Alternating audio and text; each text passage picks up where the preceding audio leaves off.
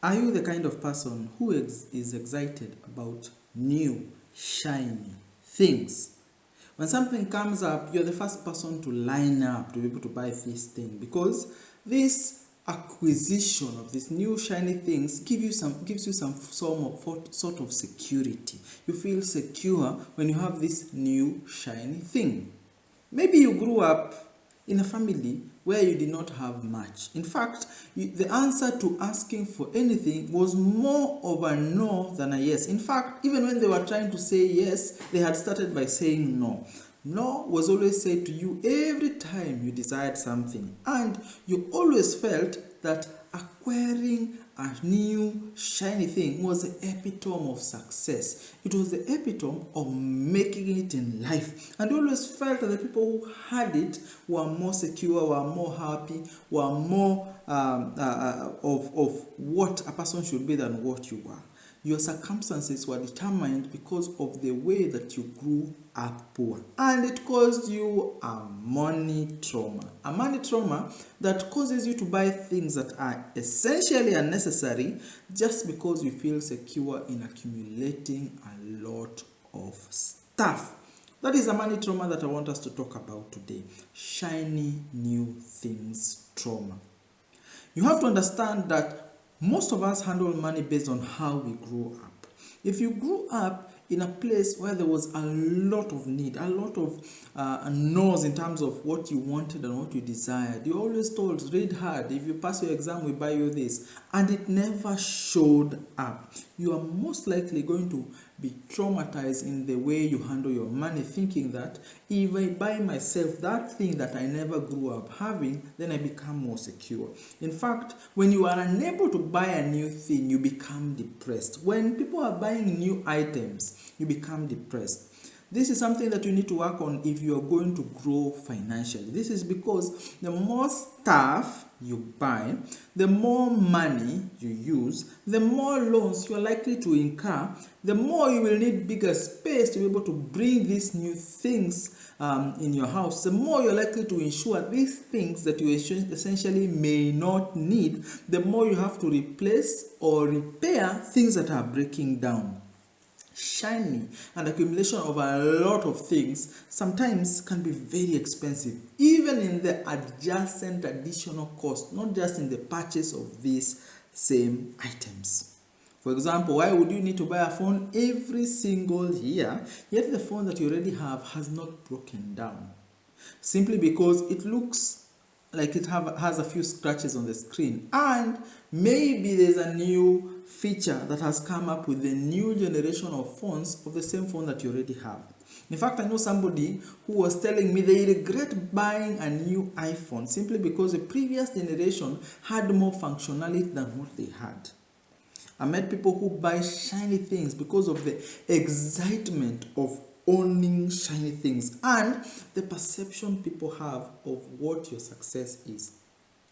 The people who grew up feeling less of themselves because of the circumstances they had. They always felt like people are looking down upon them, even though people probably did not give a hoot or anything about what they had. They never cared. But people always felt like, oh, these shoes of mine, they're second hand. They look like this. So you always thought that you could always improve the perception people have of you by having these new shiny things. People who become depressed when they think that people are thinking less highly of them. They want to make up. And in fact, the word here is make up for what you actually never had when you were growing up. So a lot of people are suffering from that.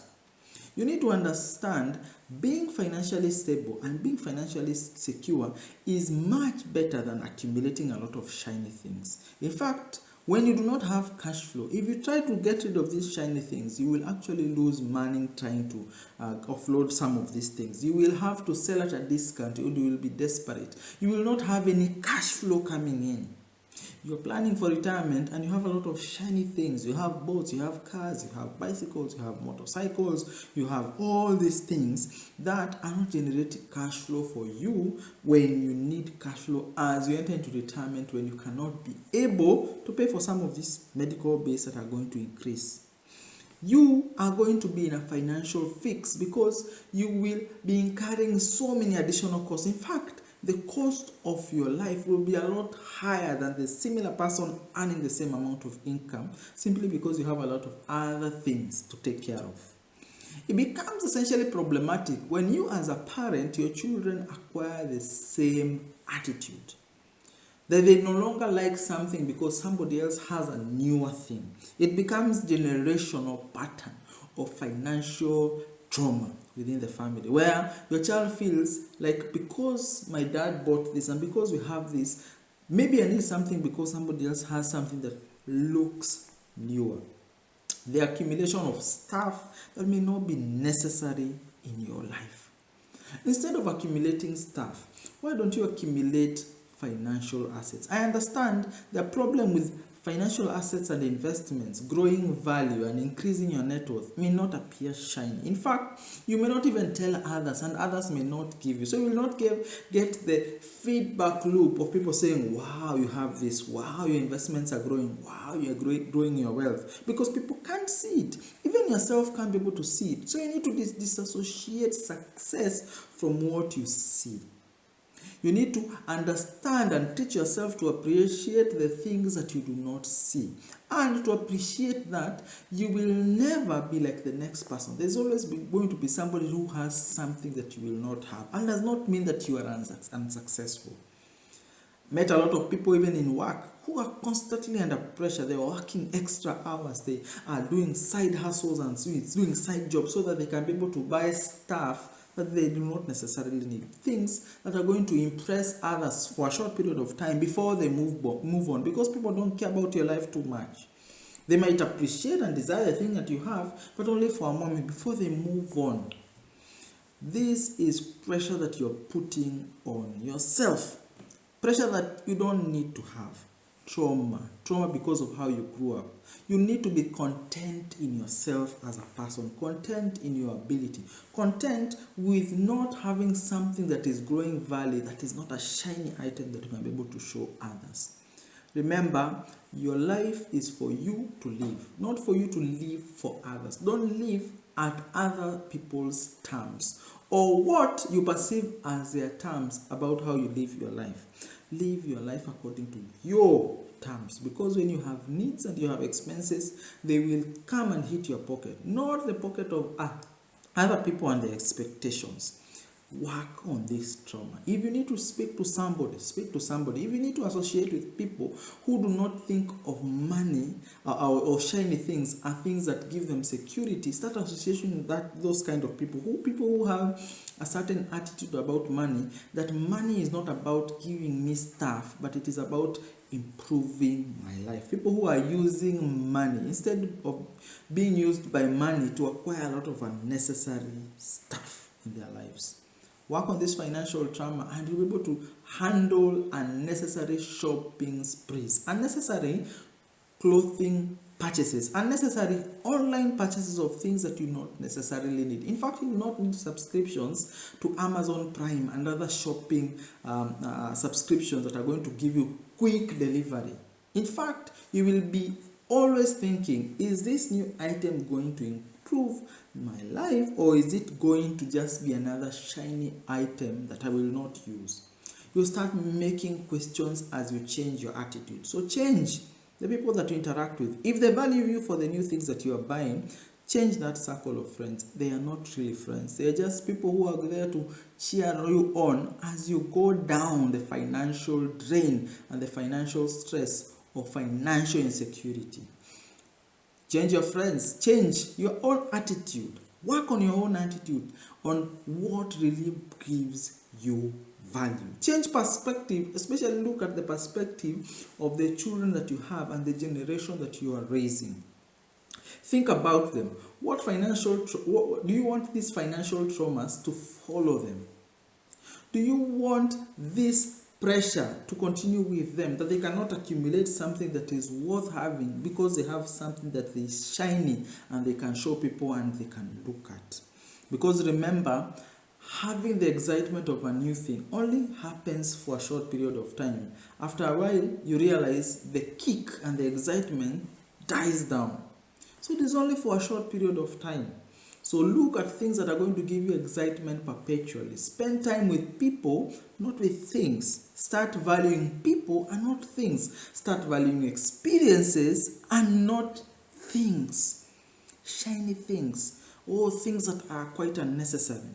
And before you purchase something, think twice. In fact, postpone a purchase by 2 days and you realize that 70% of the purchases that you purchase that are non-food and non-necessary expenses, you'll end up not purchasing them because you had a period of reflection. And that is why when you make a big purchase, for example, in some countries, when you make a big purchase, you're buying a big piece of land, you're buying some real estate property, you're buying a car, there's usually a cool-off period. Why do they call it a cool-off period? Because this cool-off period allows somebody who may have been excited and was making a bad financial decision to have a period of time where they can be able to renegate or negate on that decision and be financially free. This cooling period. So have a cooling period before you purchase anything. Avoid online purchases, because the problem with online purchases, especially now, you have one-click purchase where you just click and it is delivered to your doorstep. Avoid these online platforms and avoid subscriptions for bringing you things quickly. Quick purchases, avoid those subscriptions, don't pay for them, so that you have a period of time to think about it. In fact, stop paying things with your card, because card, people are disassociate spending and money getting out of their pocket when they swipe.